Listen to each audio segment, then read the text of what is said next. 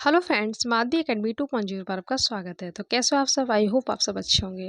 तो इस वीडियो में आपको कराने वाली हूँ character sketch of think tank, जो कि क्लास 10 के लिए बहुत ज़्यादा इंपॉर्टेंट है। चाहे आप यूपी बोर्ड के हो, चाहे सीबीएसई बोर्ड के लिए, दोनों के लिए इक्वली इंपॉर्टेंट है।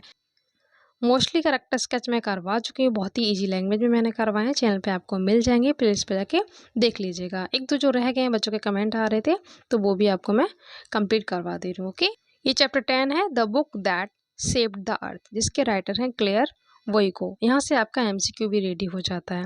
ओके, अब देख लेते हैं कैरेक्टर स्केच। इसमें आप कैसे लिखेंगे, मैं सभी कैरेक्टर स्केच आपको हेडिंग में करवाती हूँ, इससे आपको फुल मार्क्स मिलेंगे। ओके, तो फर्स्ट हेडिंग है इंट्रोडक्शन। देखने में आपको बड़ी लग रही होगी, बट लैंग्वेज मैंने बहुत ही ईजी ली है। एक दो बार देखेंगे आपको लर्न हो जाएगा, ये मेरी गारंटी है। ओके, मैं आपको अच्छे से हिंदी में एक्सप्लेन करूंगी, जिससे आपको लर्न करने में प्रॉब्लम ना हो। ओके, तो इंट्रोडक्शन में आप क्या लिखेंगे? Think tank was the ruler of the planet Mars. Think tank कौन था? मंगल ग्रह का शासक था। हुज हेड, जिसका सिर, वॉज ह्यूज, बहुत बड़ा था। ह्यूज मीन्स बड़ा। एंड एग शेप्ड, और कैसी शेप थी उसकी? अंडाकार। Okay, clear. He was self centred and very powerful ruler. वह आत्म केंद्रित और बहुत ही शक्तिशाली शासक था। Who believed that he was better than everyone else, जिसे क्या विश्वास था? कि वो दूसरों से बेटर मतलब बेहतर था। ओके, वह दूसरों से अपने आप को बहुत ही बेहतर, अच्छा मानता था। ओके, तो ऐसे आप लिख देंगे। क्लियर। सेकंड हेडिंग है हिज क्वालिटीज, उसके गुण। उसमें आप क्या? ही बोर अ लॉन्ग रोब decorated with stars and circles. वह क्या पहनता था? एक लंबी गाउन पहनता था। ओके, जो कि किससे डेकोरेट मतलब किससे सजी रहती थी? तारों से और चक्रों से सजी रहती थी। He was very stupid and proudy, वह बहुत ही मूर्ख और घमंडी था। कौन? Think tank. Clear. He was coward, वह डरपोक था। एंड फ्लैटर्ड, और चापलूसी करने वाला था। He loved to admire himself, उसे खुद की प्रशंसा करना अच्छा लगता था। एडमायर मीन्स प्रशंसा करना। ओके, खुद की तारीफ करना उसे अच्छा लगता था। Think tank was proud of his intelligence and might. Think tank को किसका घमंड था? अपनी बुद्धिमानी का और शक्ति का घमंड था। ये आप क्वालिटीज में लिख दीजिएगा। ओके, नेक्स्ट है हिज व्यूज अबाउट बुक्स। किताबों के बारे में उसके क्या विचार थे? His views about books were totally funny, books के प्रति उसके विचार थे टोटली कैसे थे? फनी टाइप के थे।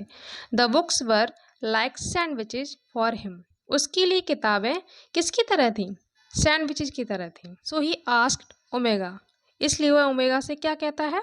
ओमेगा कौन था? कैप्टन था, जो कि थिंक टैंक के लिए काम करता था। To eat a sandwich, sandwich खाने के लिए बोलता है। ऐसा क्यों बोलता है? टू कन्फर्म हिज ओपिनियन, तो अपने ओपिनियन यानी मत को कंफर्म करने के लिए ओमेगा को वो सैंडविच खाने के लिए बोलता है। जो बुक्स उसके लिए सैंडविच की तरह थी, तो उनको खाने के लिए वह ओमेगा से कहता है। मैंने इसमें 6 हेडिंग ली हैं।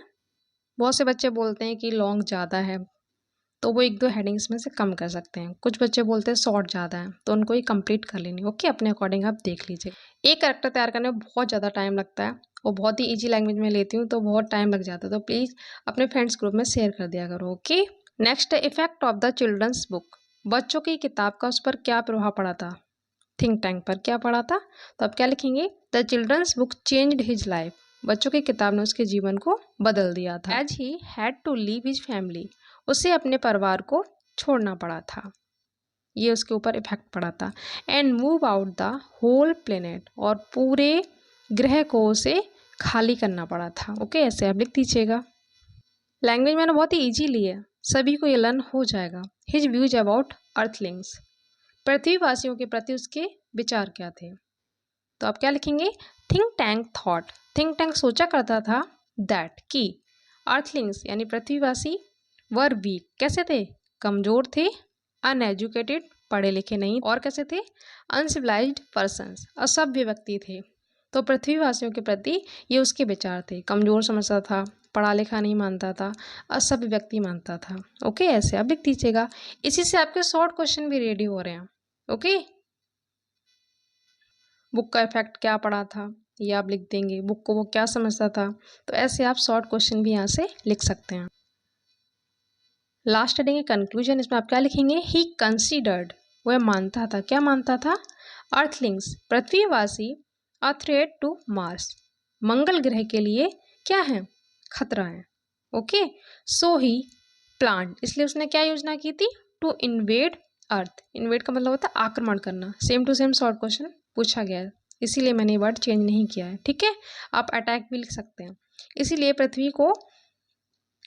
वो पृथ्वी पर अटैक करने की योजना बनाता है, क्योंकि वो पृथ्वीवासी को क्या मानता है? मंगल ग्रह के लिए खतरा मानता है। Okay, he misunderstood the rhymes, वह कविताओं का गलत अर्थ निकालता था।